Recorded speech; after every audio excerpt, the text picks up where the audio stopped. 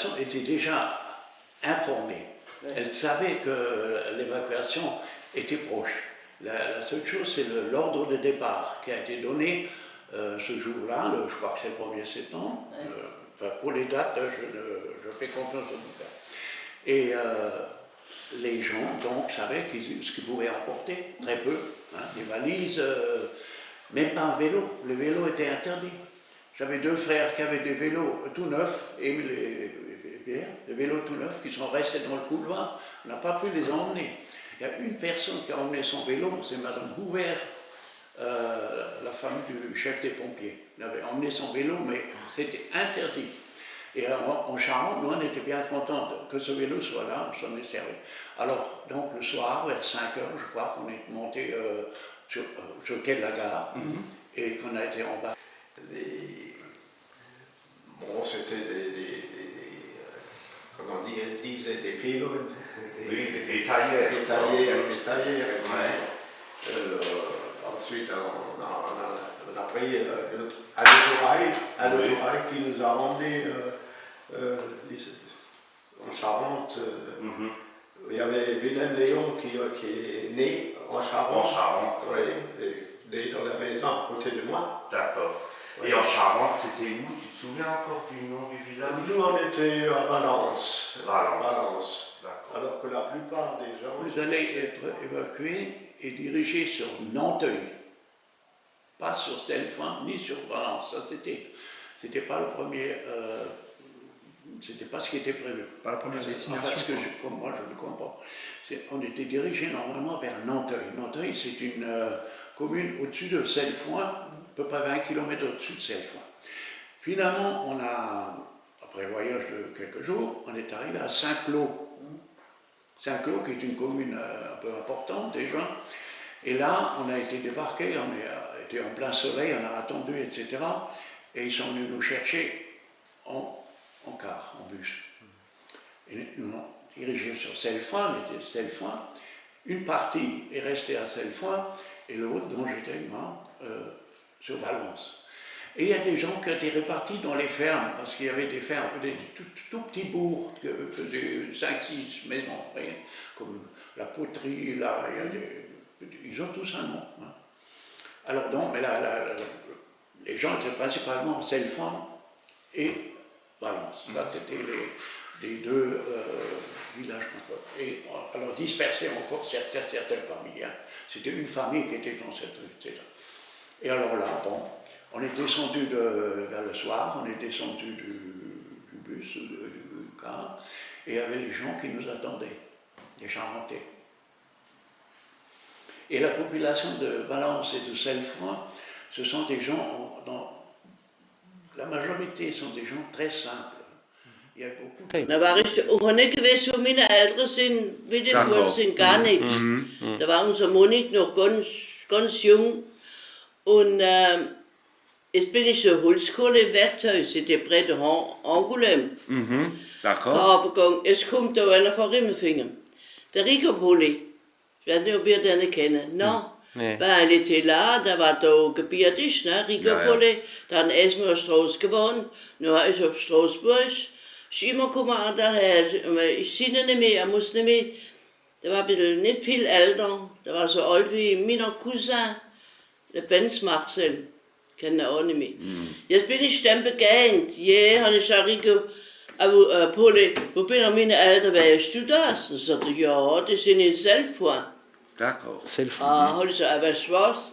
Ich saß mit der Mama, mein Papa war mit dem Bohnen, scharfe Sonnenschuhe. Also wenn jetzt meine Mama gesagt saß ich bin da. Aber dann hat er es gesagt, 2 Tage nach ist er gekommen mit so Peresini, der hat ein Auto gehabt, bin sie mich holen gekommen. Dann hat er gesagt, die ist nicht gekommen, jetzt die Cousine, jetzt ist nicht mehr selber da. Dann bin ich mit denen in der Charente. In Saint-Foin. Bin wir dort in einem großen Palaversaal gewesen, groß.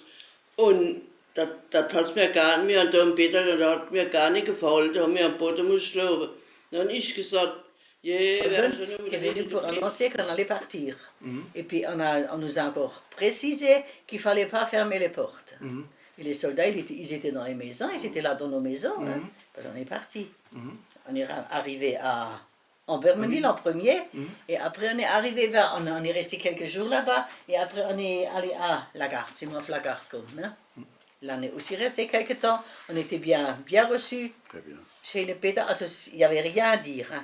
Et alors un jour, je ne sais plus le jour, ça, on nous a dit, maintenant nous partons. On est arrivé, nous, à Selfrein. Il y avait une grande salle, et la salle s'appelait pas Lavasalle. Alors tout le monde a été jeté là-dedans. Oui. Et moi, c'était une famille avec 10 enfants. Mais il y en avait beaucoup qui ne sont pas venus avec. Mes 2 frères n'étaient pas là. Et j'ai une sœur qui s'était mariée. Alors il y avait une vieille fille avec nous. Et le Kasper, il était avec nous. Il s'est amené avec un sac à dos. Tout le monde a dit, ah mais ta Kasper, il va avoir. Il a des sous, il va leur donner des sous. Tu sais ce qu'il avait? Un stitchback qu'il avait dans son sac à dos. Bon. Il est venu avec nous. Alors, on était tous là, devant. Hein. Il y en a qui sont rentrés. Là, il y a le maire de Lacou qui s'est amené, monsieur Servant, qui s'appelait Servant, oui. Il s'est amené et il a dit, les plus grandes familles, il les emmène. Alors, il nous a emmenés à Lacou. Il nous a montré notre maison. Et tes parents aussi, tes grands-parents. Oui, Hein. mes grands-parents. Et puis la Schmidt Catherine, elle appelait dans la rue du 8e Zouave. Là, il y avait la maison Saint-Ger, là. Oui. Il y avait une vieille fille qui habitait là-dedans. Mais elle, avec sa sœur et sa fille, ils sont venus avec nous. Mais eux, ils habitaient bien. Il y en avait une horreur. Je n'oublierai jamais ce décor-là qu'on a vu quand on est rentré. Rien que des toiles.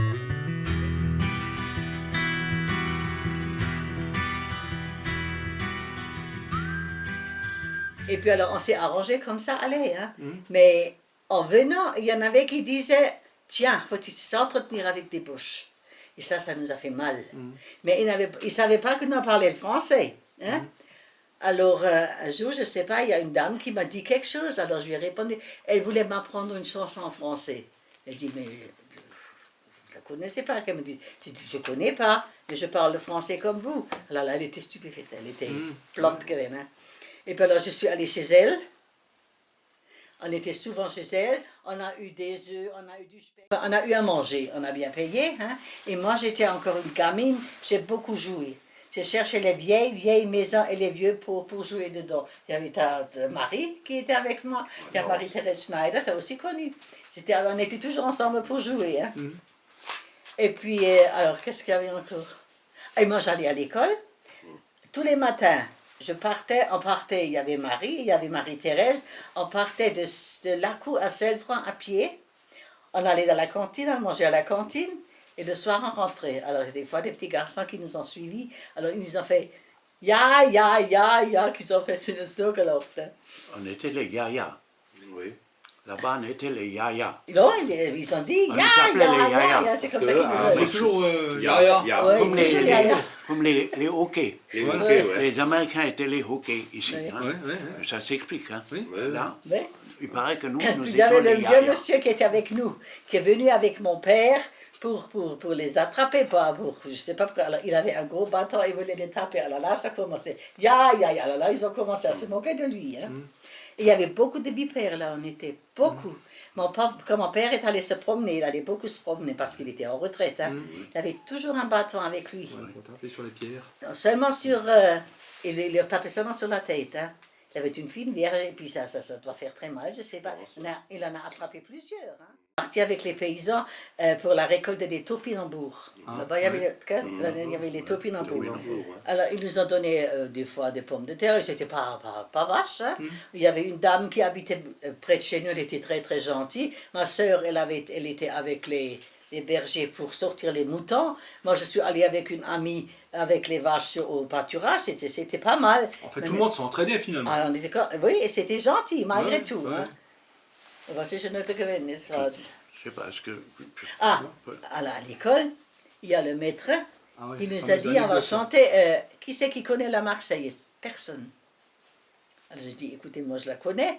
Et ils ont quand même entendu qu'on parle le français, hein, et puis à l'école surtout. Alors il a dit, alors vous allez me faire les mots, les paroles, et puis vous allez nous la chanter. Alors j'ai fait les paroles, je leur ai donné, et je leur ai chanté, je leur ai appris. Alors, en nous disant Bosch, hein, on connaissait la Marseillaise, c'est quand même rigolo, hein, c'est quand même drôle. Il y a une dame là-bas qui m'avait appris une chanson du d'une enfant de Strasbourg. C'était je la connais encore. C'était magnifique.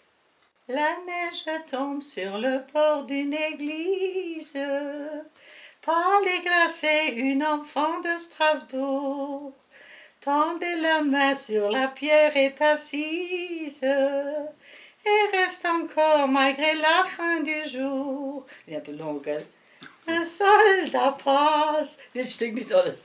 À la pauvrette il donne, mais elle a vu l'uniforme allemand et repoussant aussitôt jusqu'au ventre à l'officier, elle dit fièrement: gardez votre or, je garde ma souffrance. Soldats, soldats, passez votre chemin, car moi je suis une enfant de la France.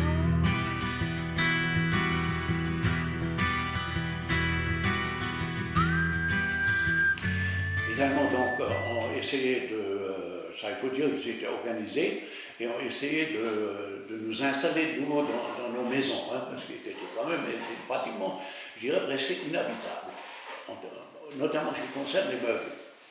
Mais après, la vie a commencé, alors les Allemands ont commencé à organiser la vie dans la commune. Alors, ils ont désigné le chef du village, qui s'appelait Ortsgruppenleiter. Ensuite, alors il était très organisé. Hein. Ensuite, il y avait les Blockleiter. L'Ortsgruppenleiter dirigeait la commune. Après, il y avait les Blockleiter. Ils avaient tout un bloc de maisons. Hein. Par exemple, le Houle, etc. La partie haute, la partie basse. Blockleiter. Et après, il y avait le Zelle, c'était le Zellenleiter, je me trompe. Le Ortsgruppenleiter, Zellenleiter. Je m'excuse. Et le Zellenleiter, il avait plusieurs Blockleiter sous ses ordres. Pratiquement dans chaque rue, ou dans chaque deuxième rue, c'était tantôt, il y avait un Blockleiter. Le Zellenleiter avait plusieurs de ces Blockleiter sous ses ordres, et le chef du village, c'était le Ortsgruppenleiter. Donc, si tu veux, si vous voulez savoir ce qui se passait dans la rue de Merschau, à tel endroit, demandez le Blockleiter, qui habitait 5 maisons plus loin, dit: qu'est-ce qui se passe là? Il est bon, il est truc. Si vous voulez espionner, etc., les gens pouvaient très bien le faire. Tout le village était comme une toile d'araignée qui était sur le village.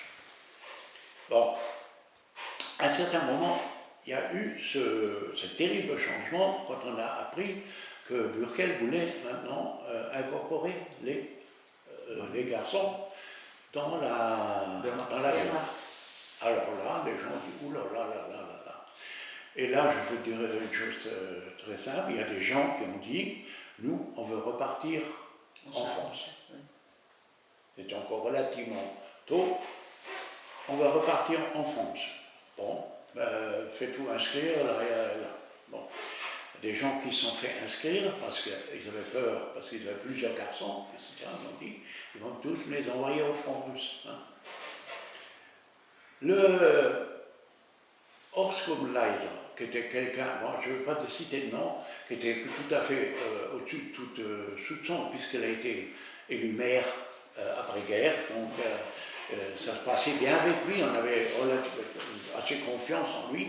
Il a dit: on fait une réunion. On a fait une réunion dans le café où était la pizzeria. Il y avait un café Ernest Pierre. Oui. On nous a réunis là-dedans tous les gens qui avaient demandé à partir. Alors il a dit: écoutez, vous avez demandé à partir pour la France. Hein. Or, il avait donc des antennes à la sous-préfecture, ça s'appelait la Kreisleiter. C'était le Kreisleiter. Hein.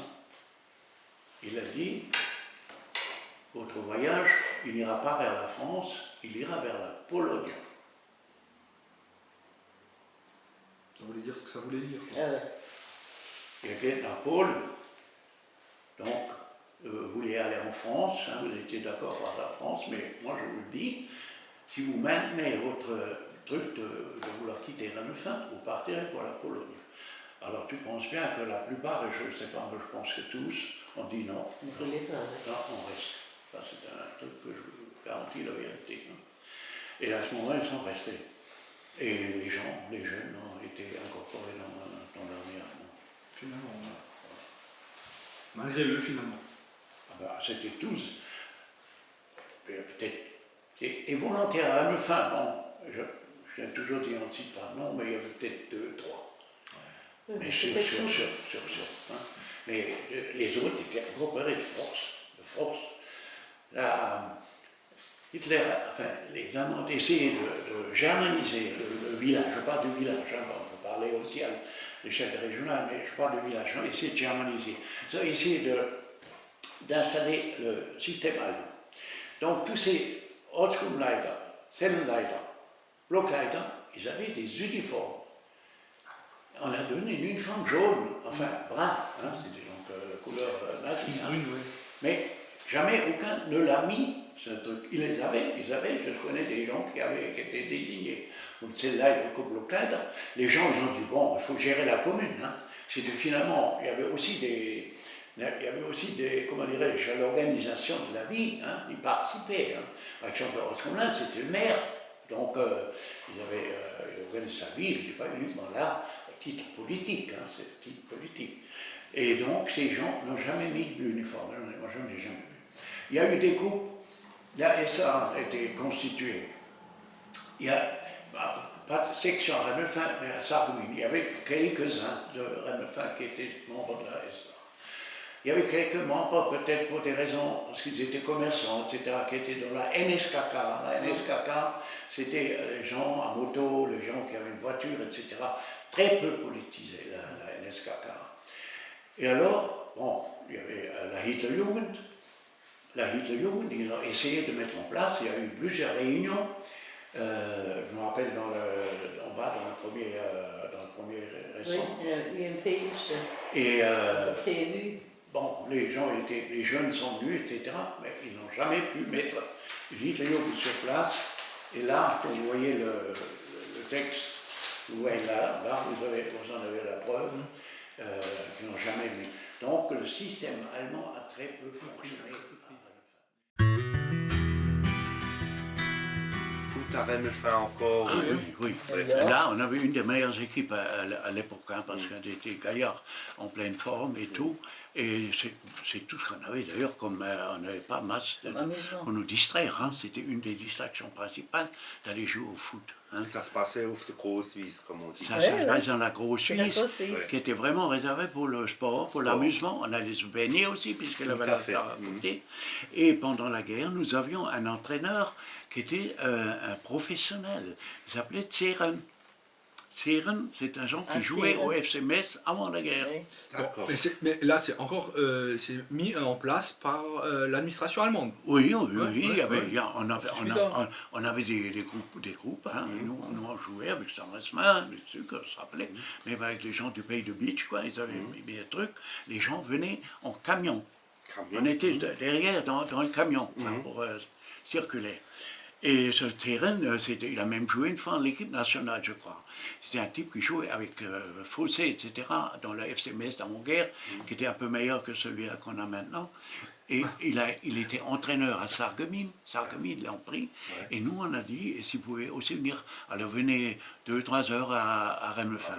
C'est un type charmant. Il était de la région de Thionville ou de Jutz, là-bas, ça, c'était... Hein. Et vraiment un type charmant et il nous a attribué des choses, donc on a une équipe formidable.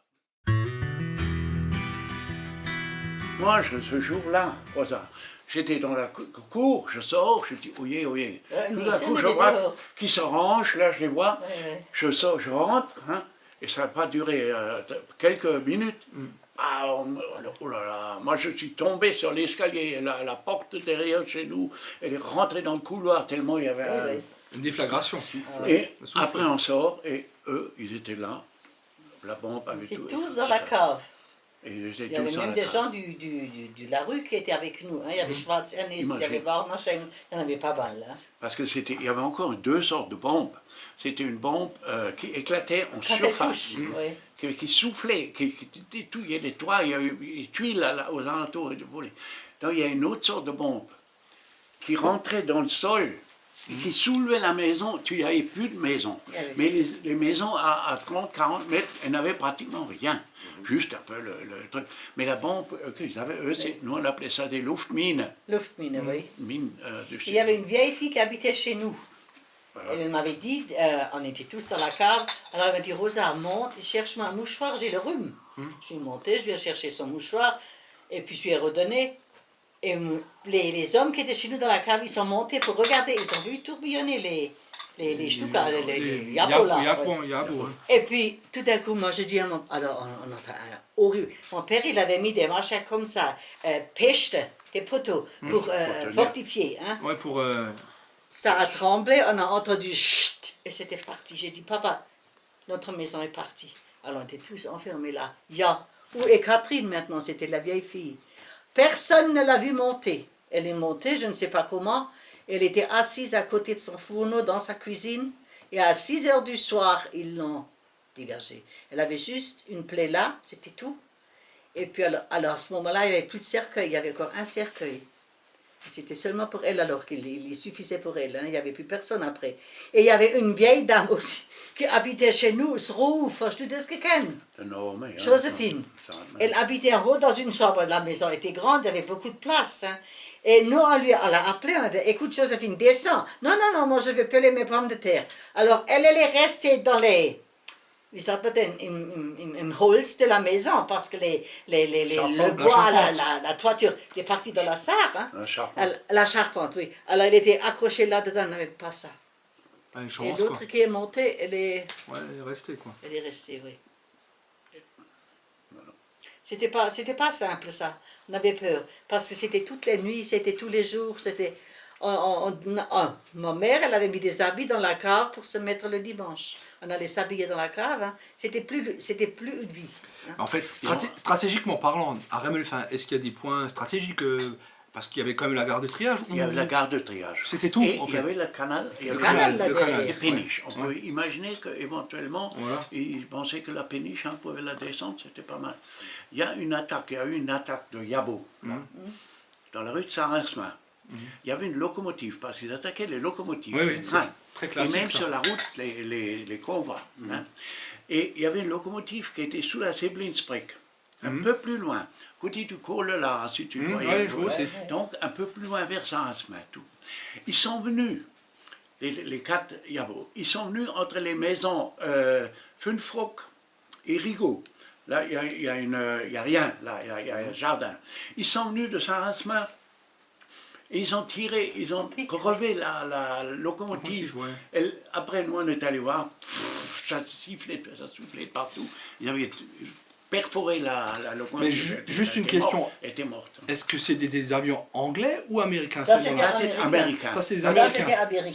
C'était hein. là, le front était assez proche. Oui, oui. C'est-à-dire qu'ils atterrissaient pas trop loin d'ici. Hein. C'était pas du tout les courroies qui venaient d'Angleterre. Non, Ouais.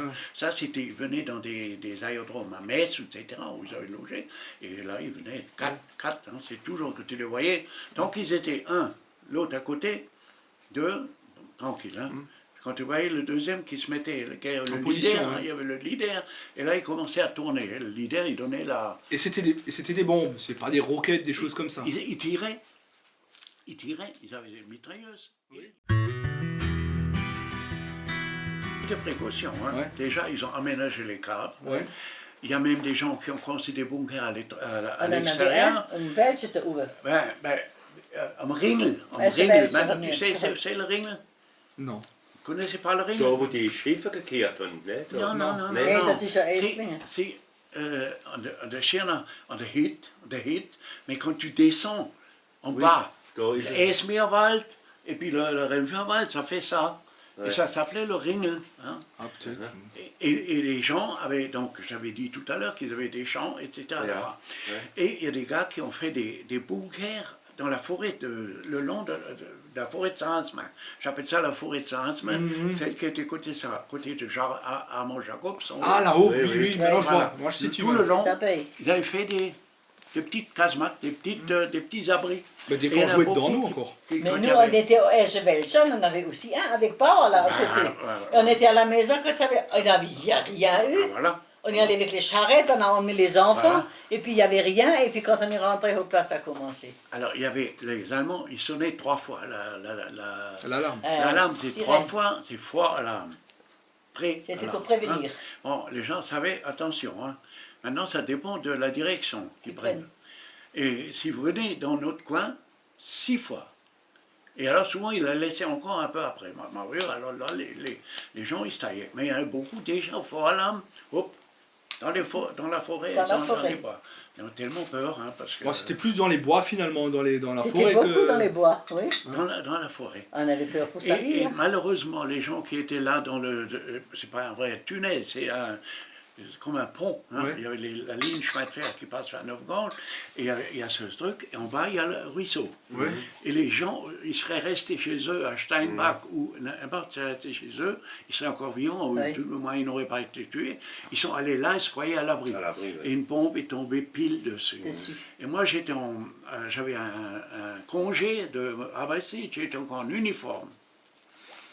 J'arrive le soir, là, j'arrive chez moi, et quand je suis descendu, après le bombardement, je descends, et il y avait le bouboule qui Ouais, était encore ouais, là. ouais, ouais. Il dit Arbeitsmann, il m'a dit Arbeitsmann, ça veut dire soldat, sofort avec moi, ich soll mit ihm gehen, parce qu'il estimait que je pouvais être utile, hein, comme j'avais un uniforme.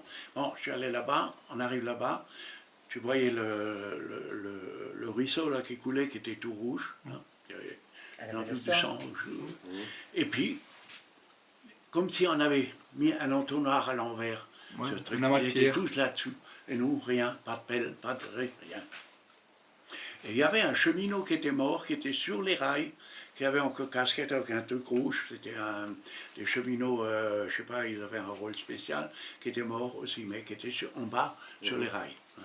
Il y avait combien de morts à l'époque dans cette espèce de tunnel? Ah, il y en avait Enfin, beaucoup. j'ai plus là. Il y en avait j'ai plus le beaucoup. nombre. 60 hein. ou je sais pas combien. 60, Oh, moi, oui, c'est pas viel gewesen. Ouais, Oui.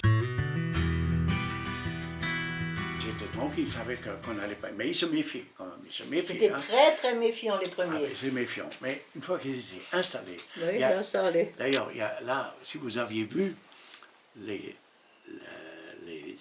voitures, les tanks, les trucs qui sont rentrés dans le village, c'est quelque chose que vous ne pouvez pas imaginer. Oui, oui. Le village il y avait des voitures partout. Et ils amenaient la boue. On était quand même en novembre, décembre. Hein. Oui. Mais ils amenaient de la boue. Il y avait ça de boue là sur la route. Il y avait ça de boue. Hein. Et alors les Américains, ils se sont installés dans les maisons. Par exemple, chez nous, ils avaient même un petit stock, ils avaient du savon, des cigarettes, des trucs comme ça. Bon, du chocolat, ils en avaient toujours, les Américains. Et là, petit à petit, ils sont chez nous, par exemple, ils étaient au premier étage, nous on était en bas. Le soir, ils descendaient et puis ils parlaient, nous on parlait à peu près l'anglais, on arrivait à échanger.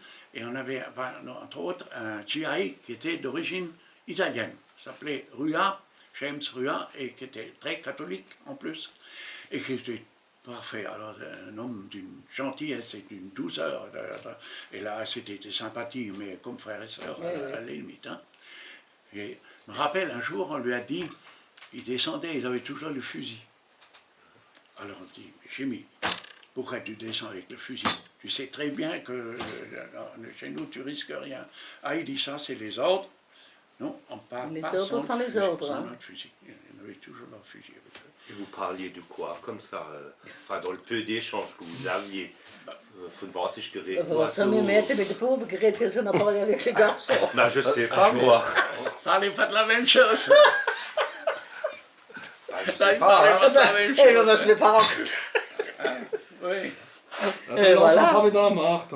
Ah, écoute, Écoute, mets-toi à la place de jeunes filles qui ont 17, Ouais. 18, 20 ans, et des gaillards, des Américains là, qui ont à peu près le même âge, hein, des gars Qui mangent du chewing-gum et qui ont une belle... Mais même en France, les Allemands, encore une fois Ouais, qu'ils ouais. étaient là, et puis que c'était truc, mais c'était sympathie, quoi, il y a une sympathie, il n'y a plus aucune, il n'y a plus de raison d'avoir un truc. Si ça n'avait pas été si loin, parti avec eux, hein. Oui, tu as fait une belle américaine. Hein. Ah ben oui. Hein? Eh oui. Ben, moi, j'ai des oncles. C'était quand même le bon moment. J'ai Hein. enfin, des oncles éloignés qui sont partis, après 70, ils sont partis en Amérique, à Philadelphie. Hein. En 1870. Oui, là. après Ouais. 70, je crois D'accord. qu'il y a eu le grand exode. Ouais, D'ailleurs, c'est ça. il y a à la médiathèque, il y a une exposition au sujet. ouais. On parle des Beechelena, là, qui étaient dans le VR. Parce que dans le VR, c'était recherché à l'époque. Ils ont les Steiner, comment ils s'appelaient dans le pays de Beach. Hein. Et ils sont partis là-bas. Et un jour, il y a une fille qui est revenue. Et on avait une photo, mes grands-parents ou grands-oncles, je ne sais pas, avaient une vache. Et tu vois la fille qui est là, qui tient la vache. Mais alors, tu vois l'habit de la fille complètement farfelu par rapport à l'époque. C'était une Ouais. Américaine qui était encore revenue. Et après, c'était fini, ils n'ont plus correspondu. Et avec le James Ruat, dont on parlait tout à l'heure, le catholique, après-guerre, mon frère aîné, il avait à peu près son âge. Oui. Ils ont correspondu jusqu'à sa mort. Jusqu'à sa mort. Et nous, on voulait continuer à la donner à nos enfants, etc., pour qu'ils continuent avec les enfants. Là, ça a été quelques échanges, et puis là, c'était terminé. C'était fini. Parce qu'il n'y avait plus ce lien. Bah, il fallait déjà qu'ils se voient peut-être, ou que l'un aille vers l'autre et Mais vice-versa. moi, je leur ai toujours dit, Ouais. venez. Je dis à Jimmy, viens, Il était de où aux États-Unis? New York. New York. New York, Ouais, ouais. New York. Un type d'une politesse, d'une gentillesse, je ne peux pas imaginer. Hein.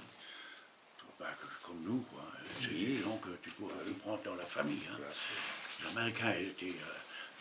C'est des gens comme nous. Hein. Par exemple, si tu mettais un soldat américain à côté d'un soldat allemand, c'est le jour et la nuit. Ouais. Tu avais l'allemand qui était tac, tu vois. C'est carré, oui. Et l'américain... C'était égal. Un peu la décontraction, voilà, Absolument, la décontraction américaine comme ça. Ouais. Quand les Américains étaient là, on a été libérés, mais il n'y a plus d'administration. L'administration allemande était partie, quoi.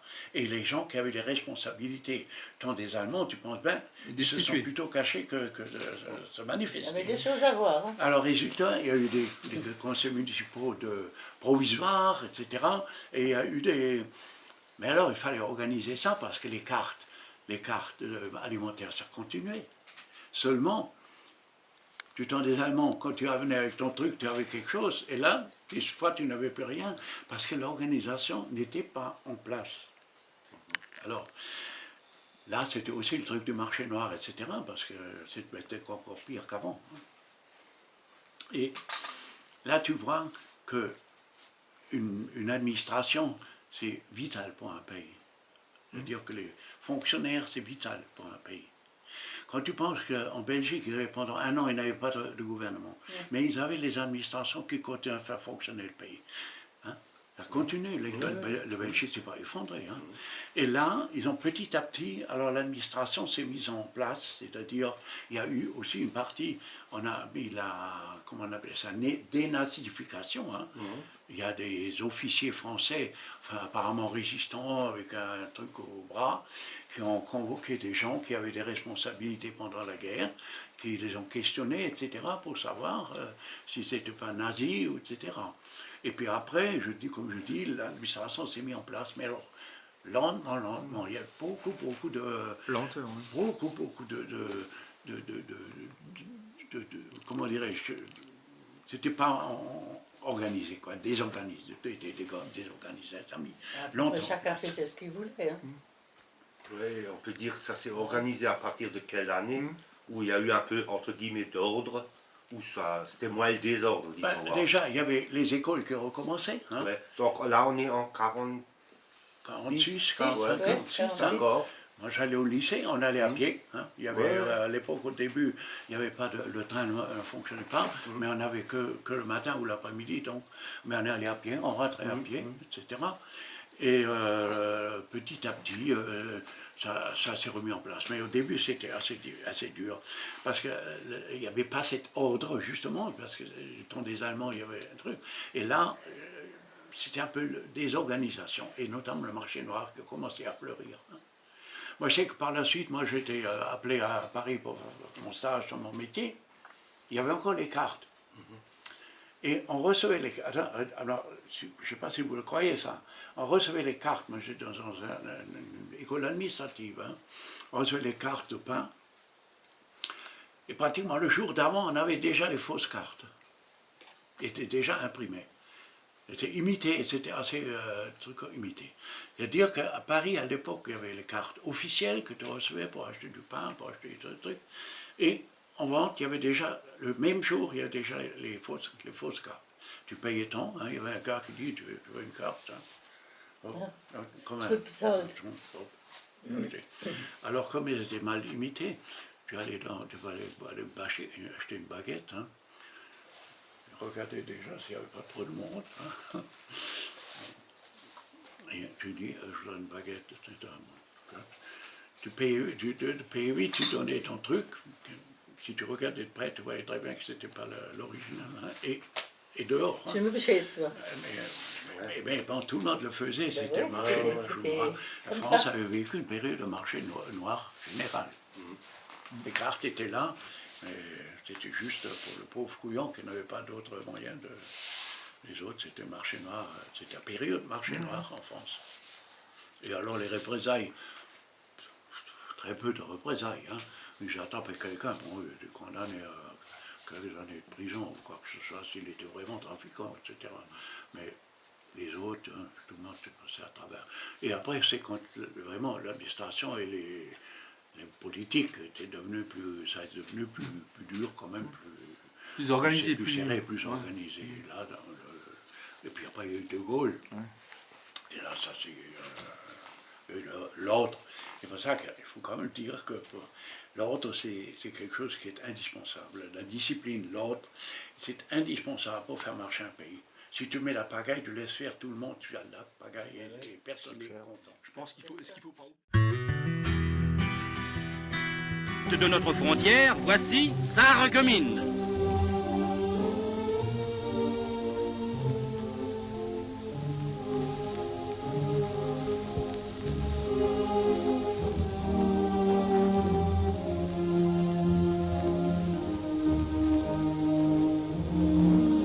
Voici quelques traces du bombardement subi par la ville, évacuée dès les premiers jours de la guerre. Nous avons fait sauter le pont de cette usine.